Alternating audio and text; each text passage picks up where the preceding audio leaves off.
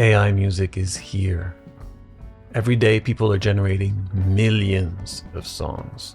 According to a Billboard article, there are as many songs generated as the whole Spotify catalog every 2 weeks. That's an insane flood of AI-generated slop music invading the market. But my hope is that this will generate a thirst for real human music. Human music.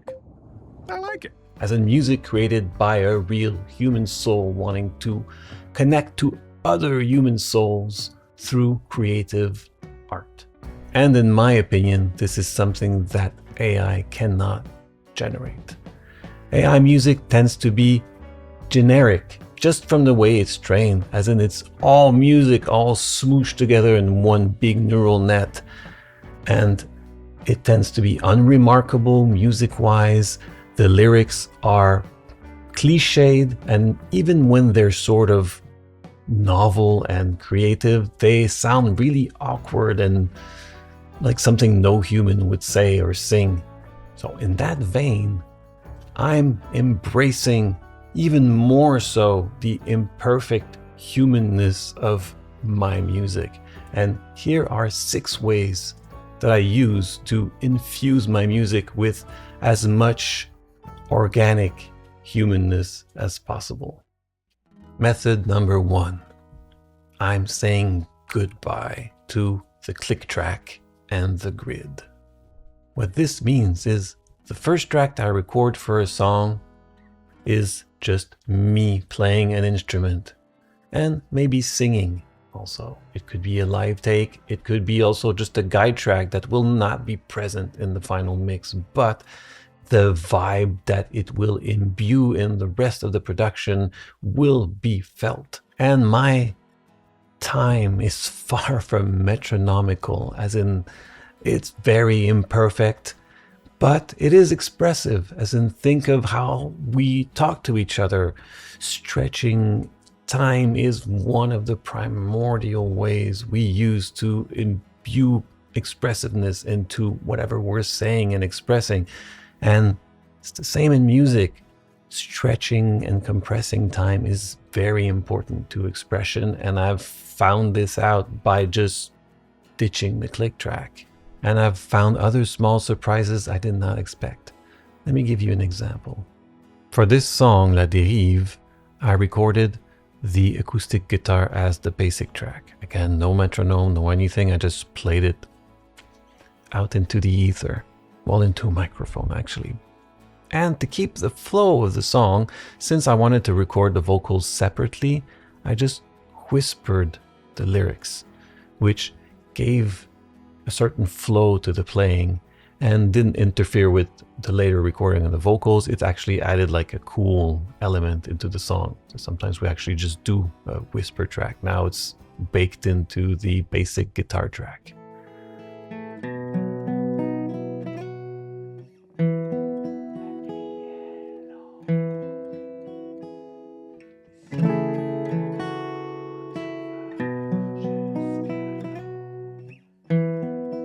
And the second thing I do afterwards, once I'm done with the basic track, is I go in Cubase and I select Warp Grid from the Warp tool and essentially warp the grid to my performance. So essentially, I'm not obeying the grid obeys me. And as you can see, my tempo fluctuates every bar, as in it might be fluctuating even in the bars, but I mostly like warp the grid at the bar markers so that I can get a good sense of the song construction. And I don't really map that out beforehand. And this song sort of surprised me. Here, there was a bar of 9/8. I was adding an 8th note in that particular bar. And had I actually recorded this song with a grid or a click track, I would have completely obliterated that little detail. I would have played it and I would have probably rushed that transition somehow, and it wouldn't have felt as good This is just to demonstrate. I used to be a perfectionist and this would have horrified me to see such a fluctuation of tempos. And even here, like look at the end of verse 1 where there's a huge slowdown before the pre-chorus. That is really hard to fake with a grid. This has to be felt live. And right now, like I'm by myself and I'm playing one instrument, but if you have a band and you're several musicians, I invite you to make a basic track with everyone playing together. That chemistry is priceless and has to be harnessed as much as possible. Now let's have a listen to that intro and first verse of the song while looking at the grid that follows my organic timing. And it doesn't really feel like it's slowing down or speeding up. It feels very much in the flow. It doesn't feel inconsistent.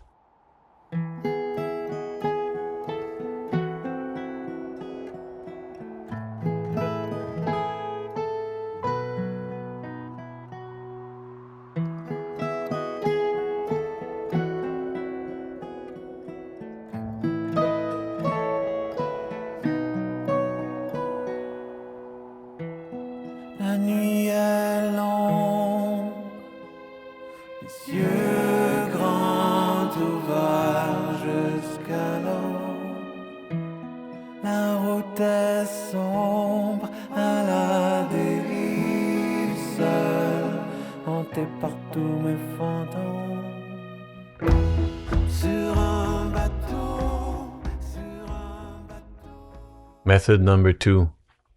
I'm going to use my room, even if it's largely untreated. There's a carpet on the floor. There's a carpet under the drums. There's nothing on the ceiling, no acoustic panels anywhere. There's artwork over all the walls, but that's it. But I use it as a feature rather than a bug. So of course, when I record piano with those two mics placed on the piano directly, and sometimes adding the omnidirectional condenser as a room mic, and same thing with the drums when I record with like the overhead, which are like in front of the drum, and adding sometimes the room mic that is the omnidirectional condenser mic, and the same thing with the acoustic guitar. Sometimes I add in some room ambience as a second microphone, and sometimes not. But even if I don't turn on that omnidirectional room mic, just by the fact that I'm recording acoustic instruments in this room, I get some of the room sound in those tracks. It's baked in. So what I do is, instead of using amp sims for electric guitars, is I use my two small amplifiers. They're far from being amazing amps. They're just two small practice amps. I have one solid state, the Orange Crush 12, and a Gretsch sort of Fender Tweed 5-watt tube amp. They both have 6-inch speakers, so they're really not loud, so you could crank them up and mold the sound as much as you want. And I have a pedal board next to it so I could tweak the sound, and I sort of print that tone directly. And the way I mic them is not the usual just slap a 57 on the grill.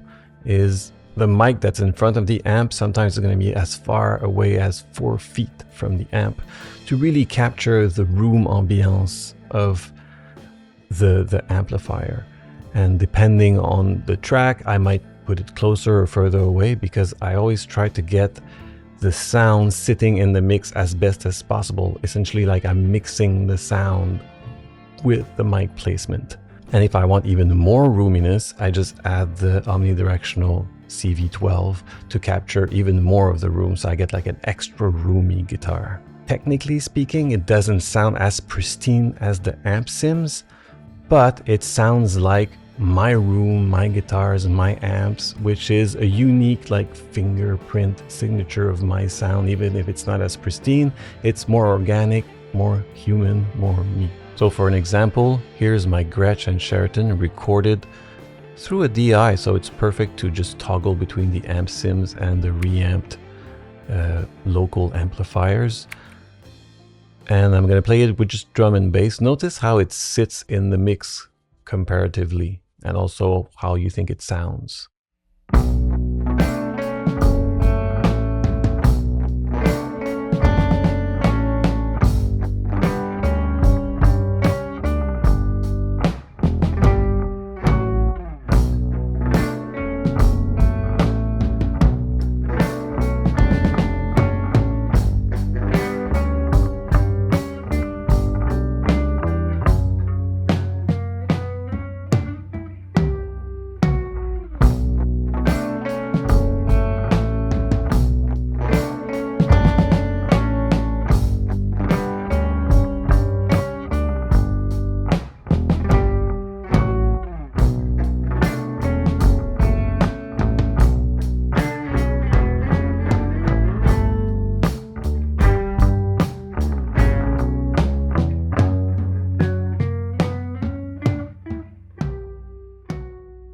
Okay, now here's that song, but just the room mics essentially. So you're just gonna hear like the room stuff that I recorded.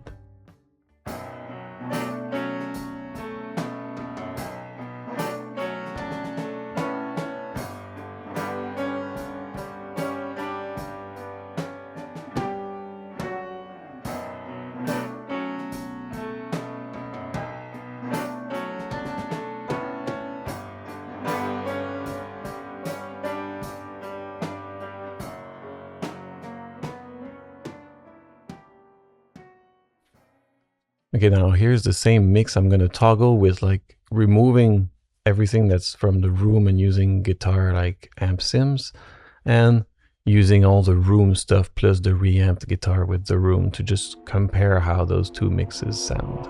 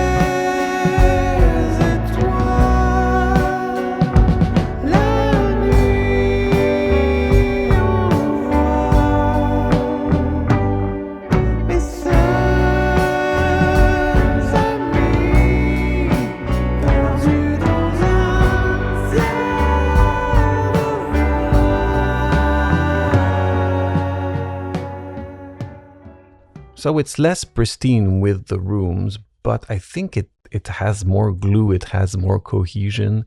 It sounds more like if I was playing live here in this room and I could just multiply myself directly. All right, enough about rooms. On to method number 3 on how I make my music sound as human and as organic as possible. Well, this one's pretty on the nose. I use real instruments, as in real humans playing real instruments in real rooms, moving real air. That to me makes a big difference. Otherwise, it's like everyone's using the same samples on all their songs and everyone sounds the same, which is sort of what AI is doing. Homogenized. I can't even pronounce it in French. Homogenized. It makes things homogenized. So I'd rather play cheap instruments, not perfectly, than actually use virtual instruments. For example, on one of my songs, the ideal instrument I would have wanted was an oboe or something similar, but I didn't have access to an oboe or an oboe player, so I figured out something that was closest and something I had. So I had this, I had this recorder. I can't really play it that well, but I could make some notes and do some tones. So I learned the melody and I actually recorded it. And I have this melodica, which sounds pretty cool, but it's not exactly the tone I was looking for. And if you could play keyboard, you can play this pretty well. It's really fun. It gives you like all the dynamics of a wind instrument, but you play it with a little keyboard. So I blended those tones together and it gave me something interesting. So I'd rather do that than actually use a virtual hobo, which sounded a bit stale. So I'm going to show you like that example. It's in one of the songs that I'm going to release on the album that's upcoming. And also like I'm playing like some floor tom on there. It's played on a Westbury kit, essentially like bottom of the line drums. I'd rather do that than use a virtual like floor tom sample that everyone else is using. It's my drum sound. It's me hitting it. It feels like it's part of my song. It's part of my room. So that's another way I keep things organic.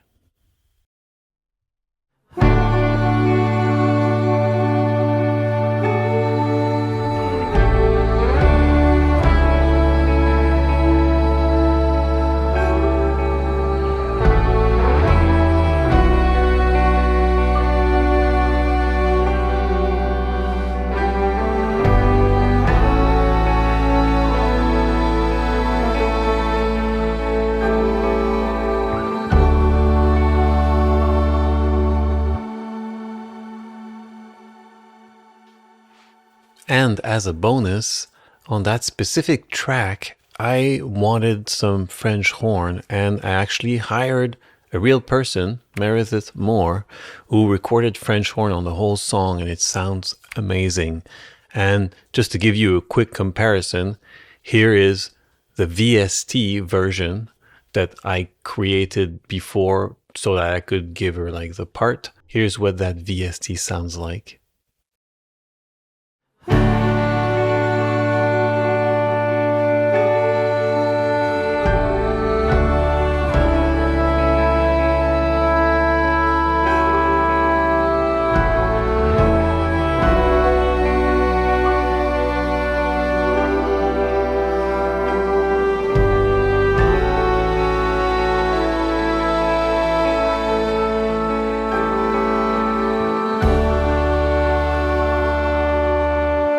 Now here is Meredith's version. She recorded it with some Coles 4038 and sounds super amazing. And if you notice, there's a slight variation in the phrasing of the melody that she brought in that actually makes the song better. And that's another thing for real human players. They will inject their feel and their vibe into the song and make it better. The MIDI track can't really do that.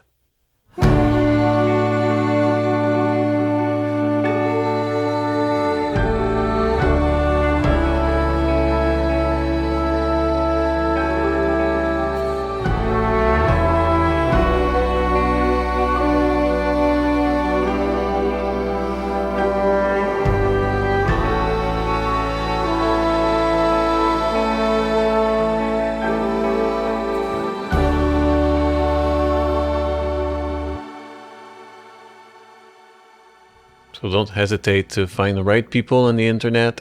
There's a lot of musicians that are willing to play for reasonable prices, and it makes a huge difference. For me, the song went from okay with the VST stuff. I would not have put the VST stuff. I would have just used the other instrument, but it went from the difference between the VST and the real person is like to goosebumps. So, I mean, to me, like the choice is super clear. Method number 4 is I use my voice as much as possible.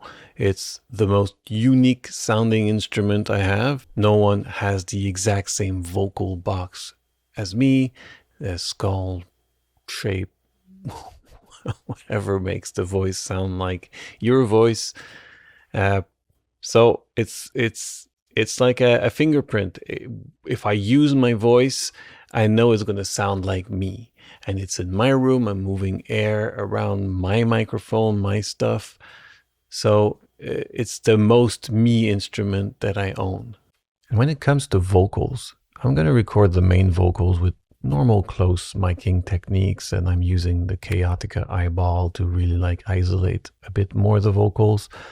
But when I do a bunch of back vocals on it, like I like to stack a lot of harmonies and duplicates and pan them left, right, I'm going to use different mics. And the two like secret sauce mics that I'm using right now are the Electro-Voice RE50, which is a revision of the Electro-Voice 635A omnidirectional dynamic mic. It's a microphone that's made for like interviewing people on location and for news broadcasting. But it's a really interesting mic to use in the studio because it's an omnidirectional dynamic mic. So it doesn't sound super harsh like a condenser mic, but it captures the whole room. So what I do is when I do some back vocals with it, I just stand like pretty far away from it, and I control again my distance from the mic depending on what I want to hear in the mix. And it gets like roomier. And I also use the Avantone CV12 on Omni, and I stand like pretty far away to get like a roomier background vocals. So here's an example. I'm gonna first show you the main vocals, which were recorded with close miking techniques with my KU5A as the main central vocal line. And I sort of added two, not duplicates, they're harmonies, pan left and right with my Shure SN7B. Those were all closed mic directly on the mic.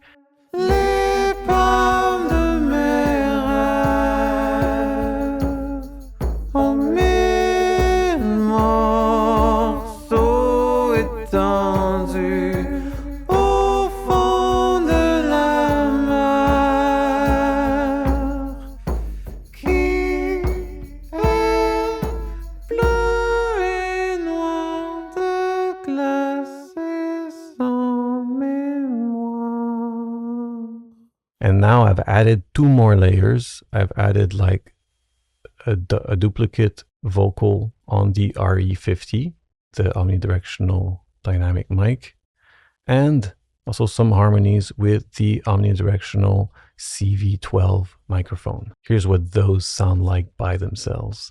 Notice how roomy they are.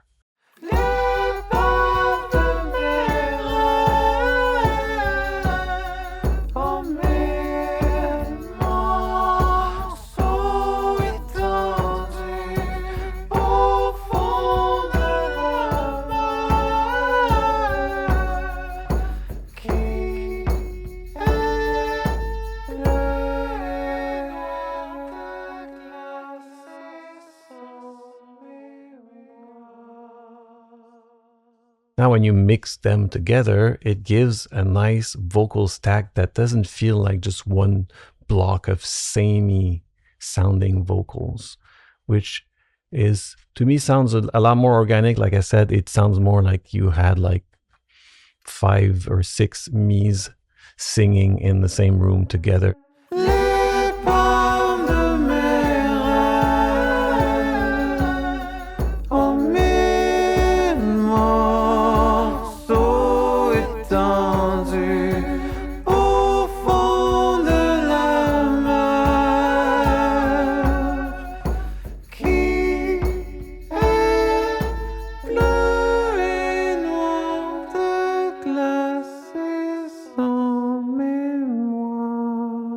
And it also good if you're by yourself and recording your own voice and stacking it, because the same voice with the same mic and the same distance through the same preamp chain stacked 6 times, 7 times is it really gonna emphasize a lot of those frequencies, and it's gonna sound very samey. But by doing this and like using different mics and using different distances from those mics and embracing the sound of the room, you get something very organic, like a crowd of people singing in the same room. It's really cool.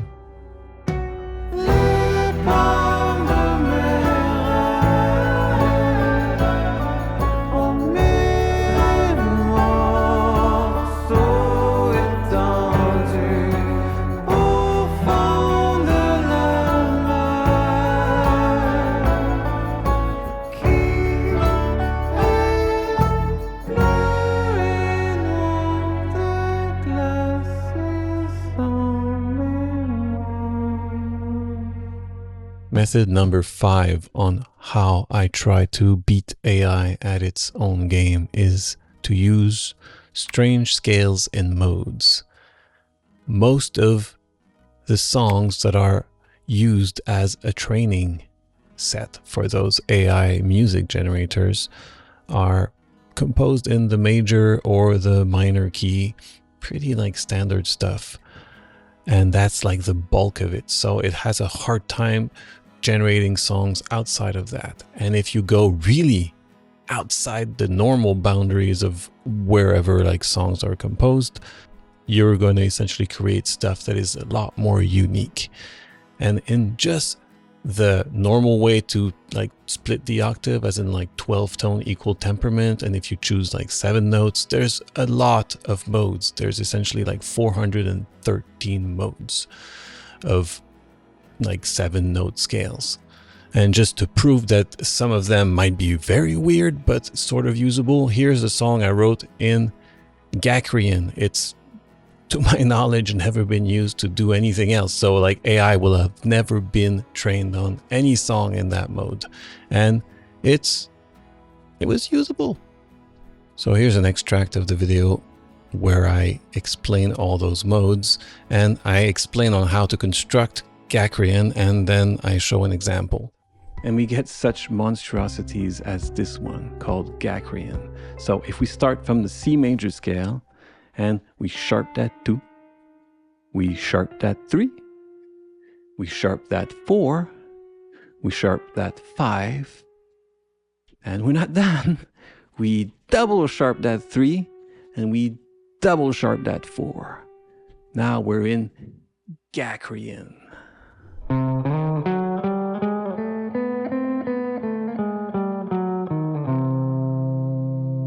What a weird scale. I cannot recall when I've seen your face, your sin. I don't wanna see you, don't wanna see that love is gone.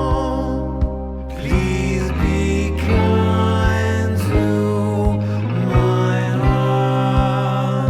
Please don't say that you won't shed a tear. I would probably never have written that piece of music in a million years had I not limited myself to this specific set of 7 notes.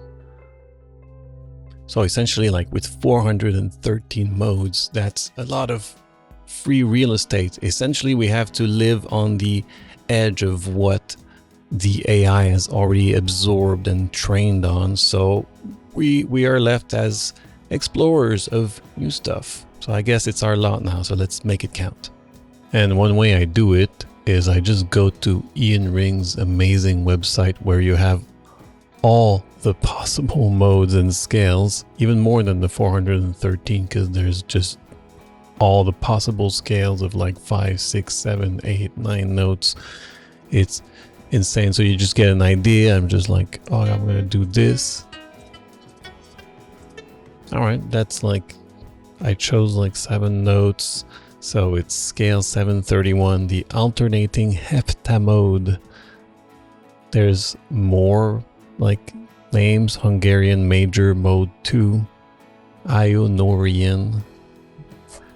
And if you scroll down a little bit, then you have all the chords that you can make out, all the triads that you can make out of those pitches. So I sort of learn the scale on the piano or on the guitar, and I create a couple chord loops using those chords, and I just jam around, and it really takes me outside of just thinking in major or minor.